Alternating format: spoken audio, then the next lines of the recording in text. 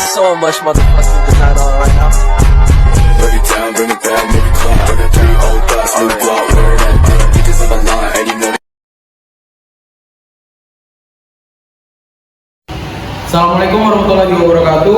Kami dari kelompok 3 akan mempresentasikan tentang munafik dan keras hati.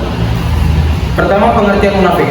Munafik dalam Islam merupakan suatu terminologi dalam Islam yang kemudian menunjuk pada mereka yang berpura-pura mengikuti ajaran agama Islam, namun hati mereka sesungguhnya memungkirinya.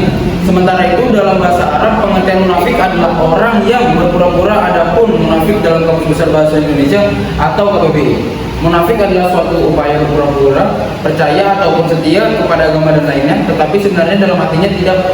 Mereka kemudian selalu mengatakan sesuatu itu yang tak sesuai dengan perbuatannya serta bermuka dua. Berikutnya dalil akan dibacakan oleh Zahra Salsabil. Munafik adalah salah satu perbuatan yang dibenci oleh Allah Subhanahu wa taala, sebagaimana firman Allah dalam surah Al-Baqarah ayat 8, yaitu A'udzu billahi minasyaitonir rajim. Bismillahirrahmanirrahim. Wa minan nasi man yaqulu amanna billahi wa bil yawmil akhir. Amanna billahi wa bil yawmil akhir wa ma hum bimu'minin. Dan di antara manusia ada yang berkata, kami beriman kepada Allah dan hari akhir, padahal sesungguhnya mereka itu bukanlah orang-orang yang beriman. Ciri orang munafik: yang pertama, berdusta; kedua, ingkar janji; tiga, berkhianat; empat, senang melebih-lebihkan; lima, gemar melakukan tipu daya; enam, bermuka dua. Bahaya munafik: yang pertama, bahaya terhadap diri sendiri, dan yang kedua, bahaya terhadap orang lain. Munafik, menurut pandangan para ulama, ada beberapa karakteristik orang munafik di dalam Al-Quran. Antara lain, yang pertama, pembohong menjadikan sumpah kebohongan sebagai tameng. Yang kedua, menghalangi jalan Allah Subhanahu wa taala. Yang ketiga, jelek amal, jelek hati, tampilan menarik tapi rusak hatinya, manis perkataan tapi buruk hatinya. Yang keempat, buruk sangka atau suzon.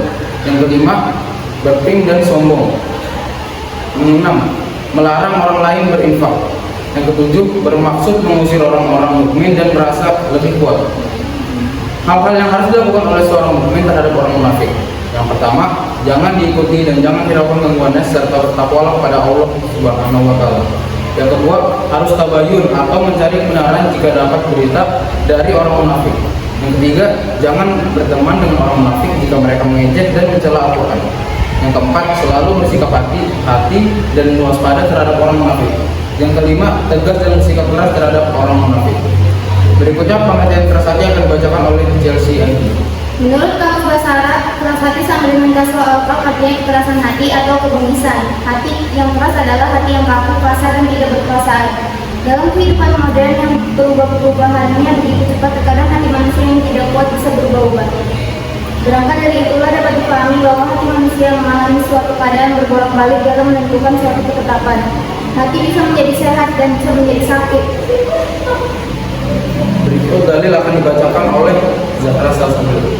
Keras hati adalah manusia yang mengalami suatu keadaan berbolak-balik dalam menentukan suatu penolakan. Hati bisa menjadi sehat dan hati bisa menjadi sakit. Sebagaimana firman Allah Subhanahu wa taala dalam surah Al-Baqarah ayat 10, yaitu A'udzu billahi minasyaitonir rajim. Bismillahirrahmanirrahim. Fi qulubihim maradun fazadahumullahu maradan wa lahum 'adzabun 'alimun bima kanu yakdzibun. Dalam hati mereka ada penyakit, lalu Allah menambah penyakitnya itu, dan mereka mendapat azab yang pedih karena mereka berdusta. Adapun firman Allah Subhanahu wa taala yang lain dalam surah Al-Baqarah ayat 74, yaitu Tsumma qasat qulubukum min ba'di dzalika fa hiya kal hijarati aw ashaddu qaswa wa inna minal hijarati lama yatafajjaru minhul anhar wa inna minha lama yashaqqaqu fa yakhruju minhum al-ma wa inna minha lama yahbitu min khashyati Allah wa ma Allahu bighafilin amma ta'malun. Adapun yang artinya, kemudian setelah itu hatimu menjadi keras sehingga hatimu seperti batu, bahkan lebih keras, padahal dari batu-batu itu pasti ada sungai-sungai yang airnya memancar daripadanya. Ada pula yang terlebih terbelah lalu keluarlah mata air daripadanya, dan ada pula yang meluncur jatuh karena takut kepada Allah, dan Allah tidaklah pernah terhadap apa yang kamu kerjakan.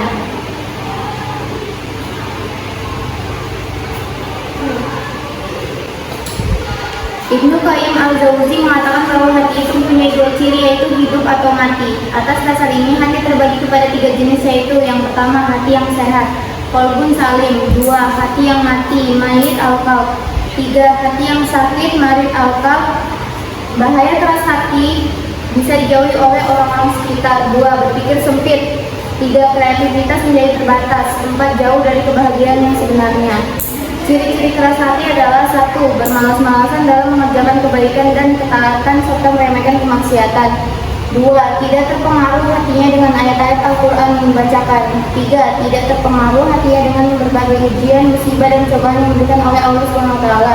Empat, tidak merasa takut akan janji dari ancaman Allah SWT. Lima, tidak tenang hatinya dan selalu merasa gundah.